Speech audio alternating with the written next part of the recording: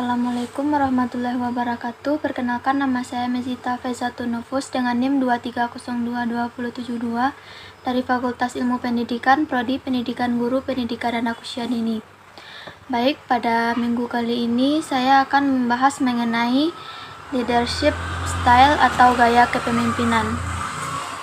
Yang pertama yaitu membahas mengenai pengertian kepemimpinan. Kepemimpinan adalah proses pengambilan keputusan dan kemampuan untuk memengaruhi individu atau kelompok demi mencapai tujuan bersama. Pemimpin bertanggung jawab mengarahkan, mengelola, dan memotivasi orang lain agar mengikuti visi atau misi organisasi.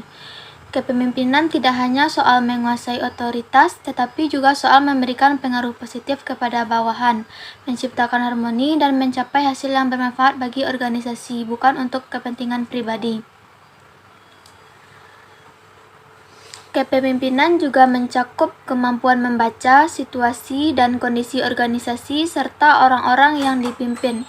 Dalam praktiknya, seorang pemimpin harus mampu memilih pendekatan atau gaya yang sesuai agar dapat mengelola organisasi dengan efektif.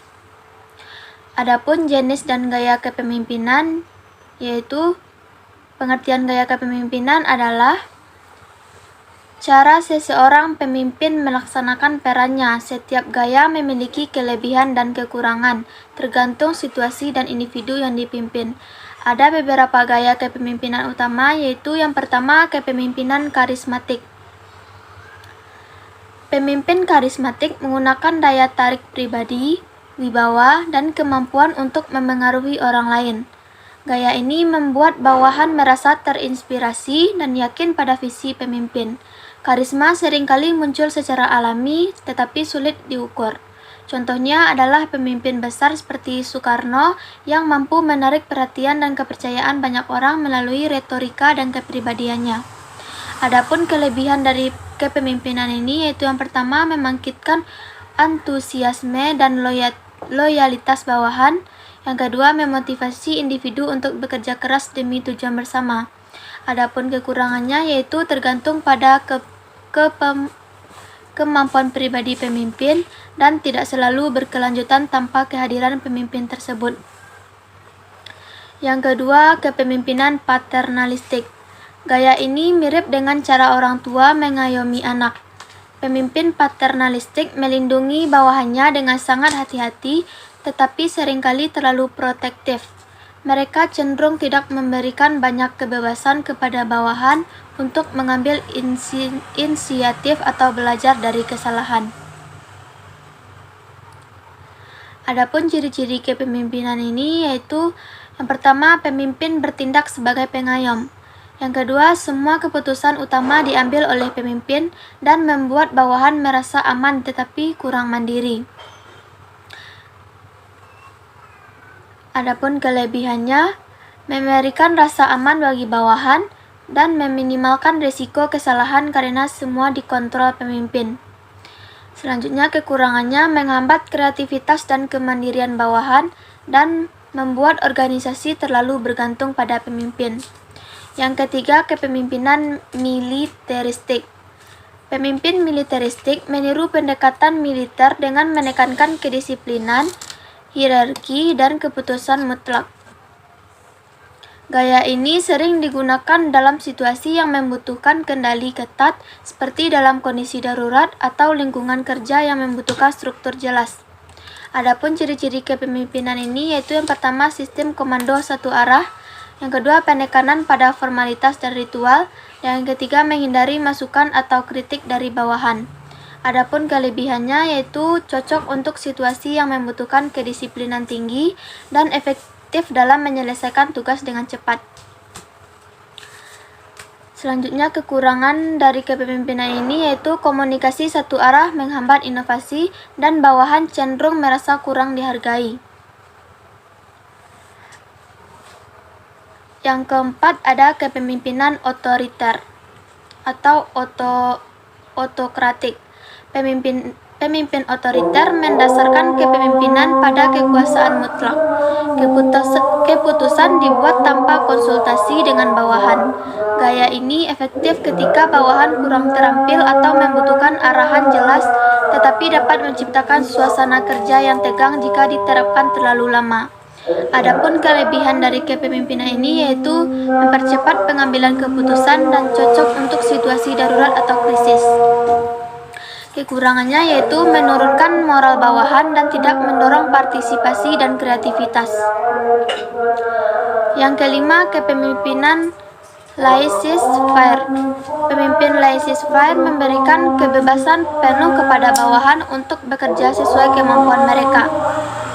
Gaya ini cocok untuk tim yang terampil, mandiri, dan tahu tanggung jawab mereka. Adapun ciri-cirinya yaitu pemimpin hanya memberikan arahan umum, pemimpin jarang terlibat langsung dalam operasional sehari-hari. Kelebihannya yaitu membuat bawahan merasa dipercaya dan mendorong inovasi dari kreativitas. Adapun kekurangannya yaitu tidak efektif untuk tim yang kurang terampil atau tidak disiplin, dan pemimpin dianggap pasif dan kurang peduli. Yang keenam ada kepemimpinan populistik. Gaya populistik menekankan solidaritas dan nilai-nilai tradisional masyarakat. Pemimpin populistik seringkali menjadi simbol perjuangan masyarakat seperti Soekarno dengan ideologi marhaenisme. Adapun kelebihan dari kepemimpinan ini yaitu yang pertama, meningkatkan semangat nasionalisme dan persatuan dan mendukung kebijakan berbasis kearifan lokal. Adapun kekurangannya yaitu cenderung menghindari bantuan eksternal dan kurang adaptif terhadap tuntunan modernisasi. Yang ketujuh ada kepemimpinan demokratis. Pemimpin demokratis melibatkan bawahan dalam pengambilan keputusan, mendorong partisipasi aktif, dan menghargai pendapat mereka. Gaya ini sering dianggap ideal karena menciptakan suasana kerja yang terbuka dan kolaboratif. Adapun kelebihan dari kepemimpinan ini yaitu meningkatkan kepuasan dan motivasi bawahan dan mengembangkan rasa tanggung jawab bersama. Kekurangannya yaitu membutuhkan waktu yang lebih lama untuk membuat keputusan dan tidak efektif dalam situasi darurat. Nah, apakah ada gaya kepemimpinan yang terbaik? Secara teori, tidak ada satupun gaya kepemimpinan yang dianggap paling baik atau paling benar dalam semua situasi. Keberhasilan gaya kepemimpinan sangat bergantung pada faktor termasuk konteks organisasi, karakteristik bawahan, dan tantangan yang dihadapi. Setiap gaya memiliki kelebihan dan kekurangan yang dapat menjadi efektif atau tergantung pada kondisi tertentu.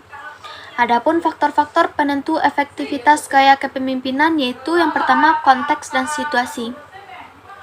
Dalam situasi darurat seperti krisis atau konflik internal, gaya otoriter dapat lebih efektif karena pengambilan keputusan cepat sangat dibutuhkan. Sebaliknya, dalam situasi yang membutuhkan inovasi atau kolaborasi, gaya demokratis atau laissez-faire lebih relevan. Yang kedua ada karakteristik bawahan. Jika bawahan memiliki kompetensi tinggi dan bersifat mandiri, gaya laissez-faire dapat menjadi pilihan yang tepat. Namun, untuk tim yang kurang berpengalaman atau memerlukan arahan jelas, gaya paternalistik atau otoriter lebih cocok. Yang ketiga ada tujuan yang diinginkan. Jika tujuannya adalah membangun kedisiplinan atau menyelesaikan tugas dengan cepat, gaya militeristik dapat membantu. Jika tujuannya adalah untuk membangun hubungan yang erat dan meningkatkan loyalitas, gaya karismatik atau demokratis lebih disarankan. Yang keempat ada kepribadian dan kemampuan pemimpin. Pemimpin yang karismatik cenderung lebih sukses menggunakan gaya karismatik, sementara pemimpin yang rasional mungkin lebih nyaman dengan gaya demokratis. Kemampuan pemimpin untuk menganalisis situasi dan fleksibilitas dalam mengubah gaya sangat penting. Selanjutnya, pendekatan situasional atau solusi fleksibel. Pendekatan situasional menjadi salah satu solusi yang banyak diakui.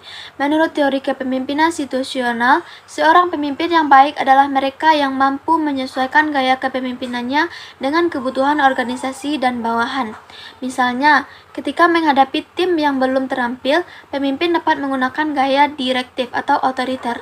Saat tim mulai berkembang, gaya yang lebih mendukung dan demokratis dapat diterapkan untuk memberikan mereka ruang berkembang. Adapun keberhasilan gaya kepemimpinan. Efektivitas gaya kepemimpinan tidak hanya dinilai dari hasil jangka pendek, tetapi juga dari dampak terhadap budaya organisasi dan pengembangan bawahan dalam jangka panjang. Oleh karena itu, gaya terbaik adalah gaya yang mampu memberikan manfaat maksimal dalam konteks tersebut dan dapat menumbuhkan potensi individu maupun kelompok. Jadi dapat disimpulkan tidak ada gaya kepemimpinan terbaik yang berlaku untuk semua kondisi. Gaya yang efektif adalah gaya yang dipilih berdasarkan pemahaman mendalam terhadap situasi, bawahan, tujuan, dan kemampuan diri sebagai pemimpin. Fleksibilitas dan kemampuan untuk beradaptasi adalah kunci kepemimpinan yang sukses.